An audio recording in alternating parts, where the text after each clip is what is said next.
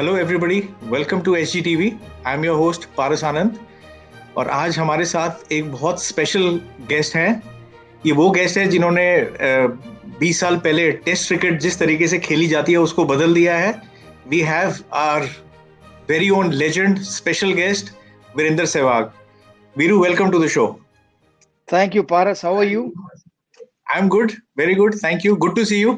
काफी टाइम हो गया था, आपसे मिले नहीं थे, तो ये अच्छी मुलाकात हो गई है। बिल्कुल, मैंने सोचा नहीं था लाइफ में कभी यार SG भी ऐसे कोई प्रोग्राम बनाएगा जिसमें हम जैसे लोगों का इंटरव्यू लेगा। ये तो सुना था बल्ले बहुत टॉप क्लास के बनाता है, बॉल वर्ल्ड में शायद सबसे अच्छी बनाता है, लेकिन इंटरव्यू भी लेने के लिए कोई चैनल खोलेगा, ये सरप्राइज कर दिया तुमने। Thank you partner, thank you. अच्छा, तो मैं सबसे पहले आपसे पूछना चाहता हूँ, let us go back to the Virender Sehwag जो एक टीनेजर था, जब आप अपने अर्ली एज में बहुत ट्रैवल करके खेलने जाते थे। तो कुछ उन दिनों का बताइए, how tough it was for you to travel and what kept you motivated, कि ना आप अपने आप को रोज क्या समझाते थे, क्या सोचते थे जब आप ये करते थे? देखिए, जब आप बच्चे होते हो, बच्चे मतलब मैं 11th क्लास में से मैंने ट्रैवलिंग शुरू की। मतलब मैं नजफगढ़ में पैदा बड़ा हुआ हूँ, जहाँ पर मेरा स्कूल केवल मेरे 5 घर छोड़ के मेरा स्कूल था 8वीं तक। और 9वीं और 10वीं मैंने नजफगढ़ के नंबर 1 स्कूल में की, जो कि शायद और 5 मिनट की वॉक पे ही था। तो मेरी लाइफ 10वीं क्लास तक तो नजफगढ़ में ही थी, इर्द गिर्द। हाँ, आसपास बहुत सारे गांव हैं, जहाँ मेरी मदर का गांव है देचाऊ कला, मेरी बुआ जी का गांव है मित्राऊ, हमारा खुद का गांव है हरियाणा में झज्जर डिस्ट्रिक्ट में छुड़ानी। तो यहीं जाते थे, तो हमारी लाइफ यहीं थी। तो जब मैंने 10th के बोर्ड के बाद पहली बार सोचा यार मुझे क्रिकेट में ना कोचिंग लेनी चाहिए, क्योंकि उस समय मेरा एक भाई भी कोचिंग लेता था। वो जो एक नजागुड़ा क्लब था उसका भी कप्तान था, सरमाउंट क्रिकेट क्लब। वहां पर एक कोच थे मिस्टर शशि काले। तो मैं उनके पास गया, मैंने कहा मेरे को भी क्रिकेट सीखना है। मैं उससे पहले क्रिकेट खेलता था, बट मैं बड़ा फेमस था टेनिस बॉल क्रिकेट खेलने के लिए। तो वो 5-5 6-6 के मैच होते थे शर्त वाले। 10 रुपए 20 रुपए की शर्तें लगती थी, उसके बाद चाय समोसे खा लेते थे उन शर्त के पैसों से जीत के। तो उन 5-6 ओवरों में कभी 40 रन, कभी 50 रन, कभी कोई 60 रन भी बना देता, वो चेज होते थे। तो मेरा माइंड सेट वही था कि यार 5-6 ओवर खेलने हैं, उसमें 50-60 रन बनाने हैं और वो चेज करने हैं, और मतलब मैच खत्म करके जाना है। तो वो माइंड सेट था। तो उसी को देखते हुए कोई मुझे क्रिकेट बॉल से भी खिलाने ले जाता था। उस समय 22 रुपए की एक बॉल आती थी, जो कि SG नहीं बनाता था। वो ऑल इंग्लिश की बॉल थी। 11-11 रुपए मिलाते थे, तो 2 टीमें, और जो जीत जाता था वो बॉल ले जाता था। तो वो मैच हो जाते थे 15 ओवर के या 20 ओवर के। तो जब मैं पहली बार कोचिंग लेने गया सरमाउंट क्रिकेट क्लब में, तो वहाँ शशि काले कोच थे। तो पहले दिन फास्ट बॉलर नहीं था, तो उन्होंने मुझे नहीं बोल दी, तो मैंने फास्ट बॉलिंग कर दी। दूसरे दिन स्पिनर नहीं था, तो मैंने ऑफ स्पिन कर दी। तीसरे दिन विकेट कीपर नहीं था, तो मैंने विकेट कीपिंग कर दी। तो चौथे दिन उन्होंने पूछा कि बेटा तुम करते क्या हो? मैंने कहा जी मैं करता तो बैटिंग हूँ, बट आपने जो बोला मैंने वो कर दिया, तो मैं ऑलराउंडर हूँ एक, तो मुझसे कुछ भी करा लो। करा तो दिया। फिर चौथे दिन जब मैंने बैटिंग की, तो बैटिंग देख के वो काफी इंप्रेस हुए। तो उन्होंने कहा बेटा आप आगे जाओ। तो मैंने कहा मैं आगे कहाँ जाऊं, मतलब अपने घर से आगे आया हूँ ये क्लब में प्रैक्टिस करने, अब इससे आगे कहाँ जाऊं? तो उन्होंने कहा नहीं नहीं, अब दिल्ली में जाओ, आगे जाओ अंडर-16 अंडर-19 खेलने के लिए स्टेट के लिए। तो मुझे उस समय ये भी नहीं पता होती थी कि कोई स्टेट क्रिकेट होती है जो अंडर-16 वाओ। अंडर-19 होती है। तो फिर उन्होंने कहा ठीक है। तो मैंने कहा मुझे कुछ नहीं पता आगे कहाँ है क्रिकेट, बट आप अगर कहीं भेजोगे तो मैं चला जाऊंगा। तो वो मुझे लेकर गए AN शर्मा, जो कोच थे विकासपुरी जी ब्लॉक गवर्नमेंट स्कूल के, वहां पर। तो वो गर्मियों के दिन थे, अप्रैल मई के। तो जब मैं वहां पहुंचा उनके पास, तब उन्होंने मुझे ये कहा कि ठीक है हम आपको एडमिशन दे देंगे स्कूल में, पर आपको पास होना पड़ेगा ना, 10वीं के बोर्ड के एग्जाम में पास होके आओगे तो ही 11th में एडमिशन देगा। तो एक पड़ाव वो भी था कि 10वीं के बोर्ड के एग्जाम में पास होंगे कि नहीं होंगे, क्योंकि एग्जाम इतने अच्छे गए नहीं थे। तो मैंने कहा ठीक है सर। तो मैं चला गया वापस नजफगढ़। तो फिर उन्होंने एक टाइम दिया था प्रैक्टिस करने के लिए कि भाई आप इस दिन से आना मेरे पास प्रैक्टिस के लिए। तो जब मैं गया तो मेरे को पहले दिन वहां पर 100-150 बच्चे थे। तो 100-150 बच्चों में मैं भी एक था, मैं खड़ा रहा ना, मुझे बैटिंग मिली ना बॉलिंग। उसके बाद जब फील्डिंग कराई तो मैंने पूरी फील्डिंग की। सेकेंड डे भी सेम हुआ, सिर्फ फील्डिंग ना बैटिंग बॉलिंग। थर्ड डे भी सेम हुआ। फिफ्थ डे जाकर कहीं मुझे बैटिंग उन्होंने कहा कि आप ऐड करो, आप बैटिंग करो। तो मैंने बैटिंग की, तो 5-7 बॉलों के बाद उन्होंने बाहर बुला लिया। तो मैंने एन शर्मा जी से पूछा, मैंने कहा सर मैं 4 दिन हो गए मुझे आते हुए और 5वें दिन मुझे बैटिंग मिली है और उसमें भी आपने मुझे 5-6 गेंदों पर ही बुला लिया। तो उन्होंने कहा कि बेटा 5 दिन 4 दिन तक तो मैंने इसलिए आपको कुछ नहीं कराया, तो मैं देख रहा था कि आपके अंदर पेशेंस कितने हैं, आपके वाह। अंदर हाँ लगाव है क्रिकेट खेलने का, या आप बरसाती मेंढकों की आओगे हाँ। छुट्टियों में और चले जाओगे। तो मैंने कहा मैंने वो आपका टेस्ट लिया, उसमें आप पास हो गए। दूसरा, जब आपने 5-6 गेंदें खेली तो मैंने वो देखते ही बता लग गया मुझे कि आपके हाँ अंदर हाँ। टैलेंट है और मैं आपको अपने स्कूल में एडमिशन दूंगा और आप आगे जाकर अंडर 16-19 खेल सकते हो। तो मुझे लगा वो भी हम्म, मजाक कर रहे होंगे, जैसे शशि काले ने मजाक किया था कोच साहब ने नजवाड़ के, ये भी वही बातें कर रहे हैं अंडर 16-19, ऐसी कोई क्रिकेट होती भी है कि नहीं। तो वहां से मेरे क्रिकेट की एक्चुअली शुरुआत हुई। तो 11th 12th में वहां रहा जरूर स्कूल में, लेकिन कभी अंडर 16 अंडर 19 खेल नहीं पाया क्योंकि मेरा सिलेक्शन होता नहीं था। मैं सिर्फ स्कूल क्रिकेट में रन बनाता था, लेकिन अंडर 16 के ट्रायल पे जाता था, एक बार ही गया था। और उसके बाद 1000 बच्चे आते थे वहां, उसमें से मेरा नाम नहीं आता था, मैं वापस आ जाता था। फिर ऐसे अंडर 19 के लिए गया, वहां भी नाम नहीं आया तो वापस आ गया। फिर जो आपको नेक्स्ट, इसके बाद जो नेक्स्ट पड़ाव था आपके लिए कि जब लोगों ने पहचाना कि भाई वीरेंद्र सहवाग नाम का एक क्रिकेटर है, उसमें टैलेंट है, वो वो किस स्टेज पे हुआ था, वो कब हुआ था, कब आपको रिकग्निशन मिली थी एटलीस्ट दिल्ली क्रिकेट में? दिल्ली क्रिकेट में मैं स्कूल लेवल पे तो काफी मेरा नाम हो गया था, क्योंकि मैं स्कूल में अपने स्कूल के लिए, गवर्नमेंट स्कूल के लिए जब खेलता था तो पूरे जोन में हम लोग चैंपियन थे। फिर हम्म उस समय एक प्ले मेकर्स टूर्नामेंट होता था तो वो हम जीते। हम्म राधा कृष्ण मेमोरियल एक टूर्नामेंट होता था स्कूल का, वो हम जीते। तो इन सब में हम्म मैं स्कूल को रिप्रेजेंट करता था, बहुत मतलब हमारी टीम अच्छी थी, मेरा बहुत परफॉर्मेंस बेहतर था। हम्म तो उस समय मैं ये 30-40 बॉलों पे जो 100 आज आप देखते हो, मैं उस जमाने में वो स्कूल क्रिकेट में बनाता था। 30-35-40 बॉलों में 100 रन बड़े आराम से बना लेता था, क्योंकि मुझे सिर्फ यही था कि जितनी जल्दी मैं रन बनाऊंगा उतने ज्यादा रन हमारे बनेंगे। करेक्ट। तो मुझे याद है कि हमारा प्ले मेकर्स का फाइनल था, वो आशीष नेहरा के सलमान पब्लिक स्कूल से था।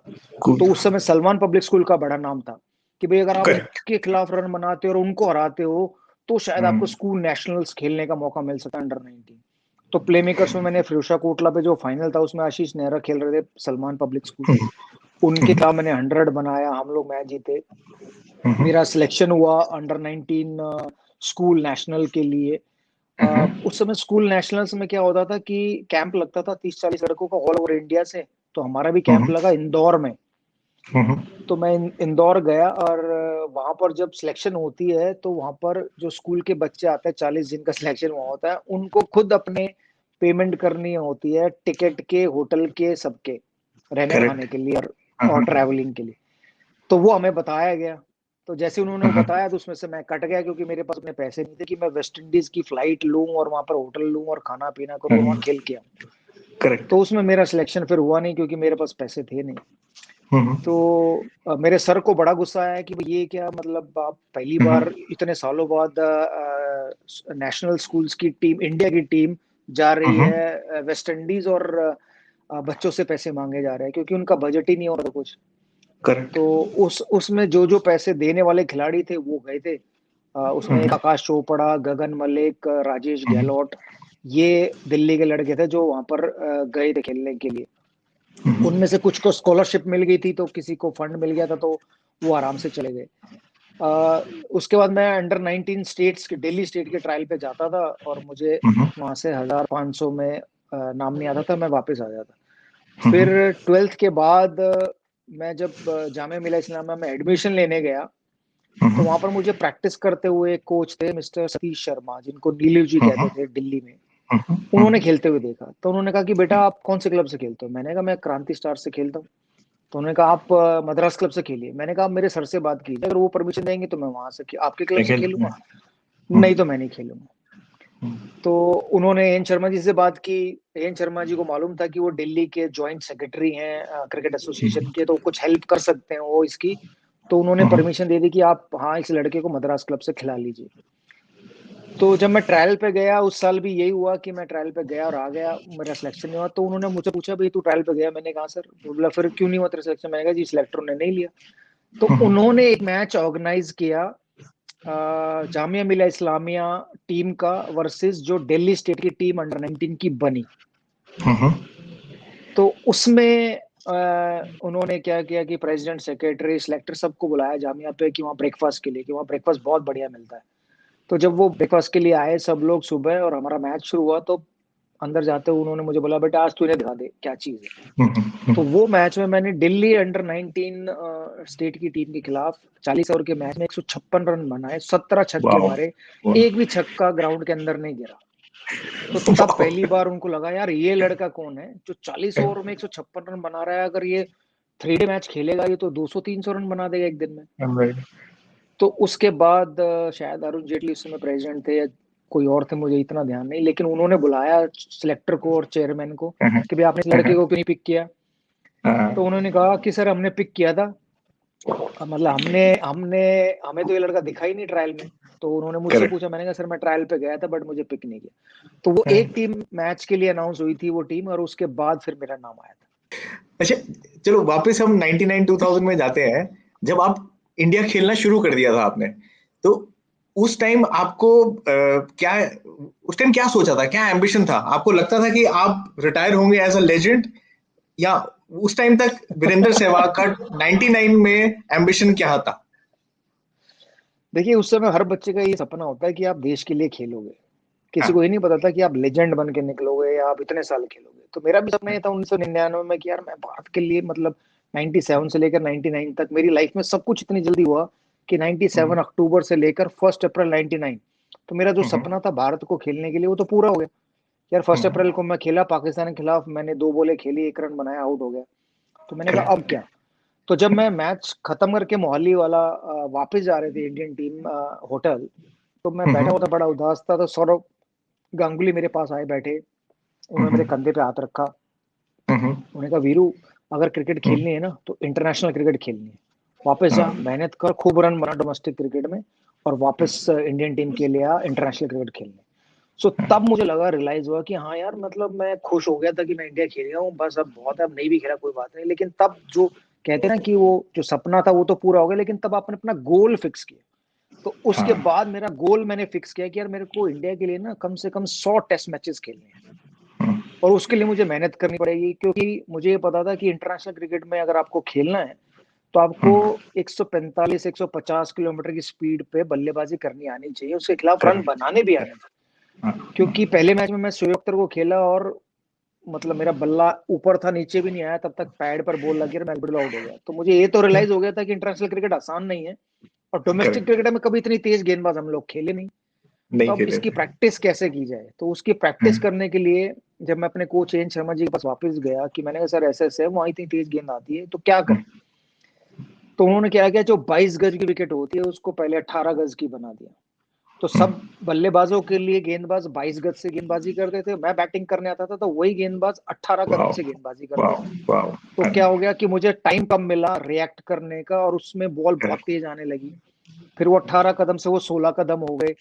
फिर वो जब मैं 16 कदम से भी आराम से खेलने लग गया, तो फिर हमने क्या किया, उस सीमेंट विकेट पे पानी डाल दिया ताकि वो पानी से बॉल स्किड करके और तेज आए। फिर मैं जब उसका भी यूज टू हो गया, उस पर भी आराम से खेलने लगा, शॉटे मारने लगा, तो फिर हमने उस पानी वाली सीमेंट विकेट के ऊपर मैटिंग लगा दी, तो उससे और स्पीड बढ़ गई। तो ऐसे मैंने उस तेज गेंदबाजी को टैकल करने के लिए ये सब प्रैक्टिस की। इसमें मुझे लगा लगभग 1 साल प्रैक्टिस करने में, प्रैक्टिस करते करते। और फिर मैं जब डोमेस्टिक खेला तो फिर मुझे सारे गेंदबाज ऐसे लग रहे थे तो बहुत स्लो है, चाहे वो जम्मू के हो, हिमाचल के हो, इवन हरविंदर सिंह पंजाब के, तो वो भी ऐसे नहीं लगे कि मुझे तेज, क्योंकि जो मैं प्रैक्टिस करता था वो मैं प्रैक्टिस करता था 145-150 किलोमीटर की। डोमेस्टिक में मिलते हैं आपको 130-135, कोई अच्छा हुआ तो 140 की स्पीड पे डालेगा। तो वो सब स्लो हो गए, तो मेरे लिए रन बनाना आसान हो गया। तो उस सीजन मैंने पंजाब पे 100 बनाया, हरियाणा पे 100 बनाया, फिर J&K पे 100 बनाया, फिर मैं दिलीप ट्रॉफी सिलेक्ट हुआ, दिलीप ट्रॉफी में मैंने साउथ जोन पे 275 रन बनाए, फिर ईस्ट जोन पे रन बनाए। तो हर जगह रन बनाता चला गया, और जब मेरी कमबैक हुई वापस 2000 में, तब सौरव गांगुली कप्तान थे और उन्होंने मुझे दोबारा सिलेक्ट किया। वाह, ब्यूटीफुल। मेरे को एक किस्सा याद आता है, थोड़ा आगे चलते हैं। 2000 मेरे ख्याल से 7 या 8 की बात है, आपने तब भी एक डोमेस्टिक टूर्नामेंट खेला था जिसमें आपने जी चैंपियंस ट्रॉफी जो अपना इंटर जो challenger India trophy A B challenger trophy sorry challenger trophy में जो challenger A trophy B C team, हाँ जी, तो उसमें आपने एक लेफ्ट आर्म बॉलर को 6 चौके मारे थे। तो फ्लाइट में हम दोनों साथ बैठे हुए थे। तो ओके मैं आप बैठे हुए थे बिजनेस क्लास में, मैं बैठा हुआ था इकोनॉमी क्लास में। आपने मुझे फिर आगे बिजनेस क्लास में बुलाया कि भी पारस आगे आ जाओ। ओके तो मैं आपके साथ आगे जब बैठा बिजनेस क्लास में, तो आपने मुझे बताया था अपनी स्ट्रेटेजी। आपने ये कहा कि आप जब उसको पहली या दूसरी बॉल पे आपने नेचुरली मारा था उसको, कि भाई जो बॉल आई मैंने खेला, बट उसके बाद आपने डिस्क्राइब किया कि मैंने थर्ड बॉल एंटिसिपेट करा, वो ये करेगा, फोर्थ बॉल वो एंटिसिपेट करेगा, ये करेगा, फिफ्थ बॉल ये करेगा, सिक्स्थ बॉल ये करेगा, और वो उसी हिसाब से उन्होंने बॉल डाली। मैंने वो इनिंग्स देखी थी क्योंकि वो टेलीवाइज थी। तो आप ये जो एंटिसिपेट करते थे, इज दिस समथिंग जो आपने बिल्ड किया over that long career, international career, या वो नेचुरल था आपका? नहीं, मेरे लिए नेचुरल इसलिए था क्योंकि मैं जो जो क्रिकेट खेलता था वो बहुत 5 ओवर 10 ओवर 15 ओवर वाली क्रिकेट खेलता था। उसमें क्या होता था कि आपने एक चौका या छक्का लगाया तो आप एक्सपेक्ट करते हो अब कि भाई अगर आगे की बॉल पे आपने चौका या छक्का मारा है तो वो शायद थोड़ी पीछे बैक ऑफ लेंथ डालेगा। अगर बैक ऑफ लेंथ पे भी आपने बैकफुट पंच या पुल मार दिया तो फिर आप रेडी होते थे कि अब शॉर्ट पिच डालेगा।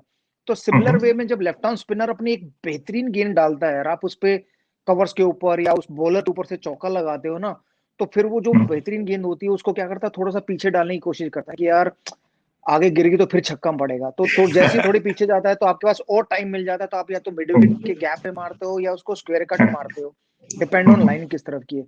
जब वो भी हो जाता है तो फिर आप एक्सपेक्ट करते हो कि अब ये ना स्लो नहीं डालेगा, तेज डालेगा। फिर अगली बॉल वो तेज डालता है। फिर जब उसको 4 चौके लग जाते हैं फिर सोचता है यार अब 4 तो लग गए, आउट करने के लिए मैं हल्की डालता हूँ आगे। फिर वो वापस स्लो डालता है आगे, तो फिर आप अपने कदमों का इस्तेमाल या खड़े खड़े मार सकते। तो ये करेक्ट। नेचुरल था क्योंकि जब आप बॉलर को पिटाई करते हो ना तो आप एक्सपेक्ट करते हो हाँ ये बॉल दोबारा नहीं डलने वाली। तो ट्रू। जो बॉलर वही बॉल दोबारा डालता रहता है, इसलिए सारे इंटरनेशनल बॉलर क्या कहते हैं कि आपको एक टप्पे पे गेंद करनी आनी चाहिए, एक लाइन और लेंथ पे गेंद करनी आनी चाहिए। बैट्समैन यही सोचता है हमेशा कि एक जगह से चौका मारने के बाद वो अपनी लाइन और लेंथ बदलेगा और वो एक्सपेक्ट करता है, लेकिन अगर आप नहीं बदलोगे तो चांसेस है कि आप बैट्समैन को आउट कर सको। तो मैं किस्सा बताता हूँ अपना। हम लोग ऑस्ट्रेलिया में खेल रहे थे, वर्ल्ड 11 वर्सेस ऑस्ट्रेलिया। सो मैग्राथ बॉलिंग कर रहे थे, तो मैग्राथ ने मेरे आगे एक और पहला ओवर मैडन डाला, टॉप ऑफ स्टंप आउटसाइड उन्होंने गेंद डाली, थोड़ी बैक ऑफ लेंथ ऑस्ट्रेलिया में बाउंस करके जाती है, तो मैंने 6 बॉलें रोकी और छोड़ दी। तो उन्होंने दूसरा ओवर डाला, सेम वही, मैंने फिर वही किया। तो 2 ओवर मैंने लगातार मैडन खेले। तीसरे ओवर में मैंने कहा यार ऐसे तो नहीं चलेगा, मैंने कहा कुछ ना कुछ करना पड़ेगा लाइन लेंथ बिगाड़ने के लिए। तो मैंने पहली गेंद स्टेप आउट की और कवर्स के ऊपर चौका लगाया। दूसरी गेंद फिर स्टेप आउट की और पॉइंट के ऊपर चौका लगाया। तो 2 चौके मैंने लगाए। अब मैं रेडी था कि अब मैग्राथ या तो यॉर्कर मारेंगे या शॉर्ट पिच डालेंगे, बट कमबख्त मैग्राथ ने फिर वही डाली। तीसरी गेंद, चौथी गेंद, पांचवी गेंद, छठी गेंद, तो मैं चाहकर भी इनकी लाइन और लेंथ बिगाड़ नहीं पाया। लेकिन जब मेंटली अगर आप टफ नहीं है ना एज ए बॉलर या एज ए बैट्समैन, तो बहुत सारी प्रॉब्लमें आती हैं आपको। तो जो आप सोचते हो करना वो नहीं होता। तो आई थिंक मैं मेंटली बहुत टफ था, क्योंकि छोटे छोटे ओवर वाले मैंने मैचेस खेले हुए थे, तो इसलिए रन बनाना मुझे आता था। तो शायद वही स्ट्रैटेजी मेरी इंटरनेशनल क्रिकेट में भी चली है और डोमेस्टिक में। ब्यूटीफुल। अच्छा, आपके मोमेंट्स तो खैर ग्लोरी वाले थे। आपने ट्रिपल हंड्रेड्स मारे हैं, आपने डबल हंड्रेड्स मारे हैं, आपने जितने मेरे ख्याल से मैच आपने इंडिया को जिताए हैं अपने करियर में, शायद ही किसी प्लेयर ने जिताए हो। बट कोई एक जो अचीवमेंट हो जो आपके लिए सबसे स्पेशल है, जो one day that you feel कि हाँ उस दिन ने पूरा मेरा करियर क्रिकेट का पूरा कर दिया, that very special I day. Think अगर एक स्पेशल डे है तो वो मेरा टेस्ट मैच का पहला टेस्ट मैच है, टेस्ट कैरियर का। क्योंकि ओके। उस टेस्ट 100 ने मेरा कैरियर बदल दिया। क्योंकि अगर मैं वो टेस्ट मैच, पहले टेस्ट मैच में 100 नहीं बनाता तो मैं टेस्ट क्रिकेट इतनी लंबी खेल ही नहीं पाता। क्योंकि मेरे पे उससे पहले ये छाप लगी हुई थी कि मैं सिर्फ वनडे का प्लेयर हूँ, बहुत तेज खेलता हूँ, तेज रन बनाता हूँ, इतनी छाप थी कि भाई ये अग्रेसिव प्लेयर है, तो वनडे के लिए सूटेबल है लेकिन टेस्ट मैच के लिए नहीं है। मीडिया पे में यही बातें चलती थी, सिलेक्टर लोग भी यही बातें करते थे। लेकिन जब मुझे पहला टेस्ट मैच खेलने का मौका मिला, पिक किया, जब सिलेक्टरों ने पिक किया या सौरव गांगुली ने मुझे लिया, क्योंकि उससे पहले हम लोग एक ट्रायंगुलर खेल रहे थे, इंडिया साउथ अफ्रीका और कीनिया। तो उसमें मैंने वनडे ट्रायंगुलर टूर्नामेंट में 250 रन बनाए थे और मैं अच्छी बैटिंग कर रहा था, अच्छी फॉर्म में था। तो उस फॉर्म को शायद देखते हुए दादा ने सिलेक्टर को बोला और सिलेक्टर ने मुझे पिक किया। तो वो जो ब्लू फाउंटेन में मेरा पहला टेस्ट मैच था 2001 में, उसमें जब मैंने 100 बनाया, तो आई थिंक वहां से मेरा कैरियर चेंज होगा, मैं ये कहूंगा, क्योंकि फिर सब लोग मुझे रिस्पेक्ट देने पर लगे कि यार ये साउथ अफ्रीका में जाके साउथ अफ्रीका के खिलाफ 100 मार सकता है टेस्ट क्रिकेट में, तो ये अच्छा खिलाड़ी है। तब तक ये कहते थे हाँ ये खिलाड़ी है, ये कोई नहीं कहता भाई अच्छा खिलाड़ी है। और टेस्ट मैच में, पहले मैच में 100 बनाना आसान काम नहीं है, तेंदुलकर ने भी नहीं बनाया, द्राविड ने भी नहीं बनाया। तो मेरे से पहले सौरव गांगुली और प्रवीण आमरे और मोहम्मद अजहरुद्दीन ये खिलाड़ी थे जिन्होंने पहले मैच में 100 बनाए थे, तो मैं उनके बाद का खिलाड़ी बना। तो आई थिंक वो एक मोमेंट है जिसने मेरे कैरियर में बहुत बड़ा बदलाव लाया।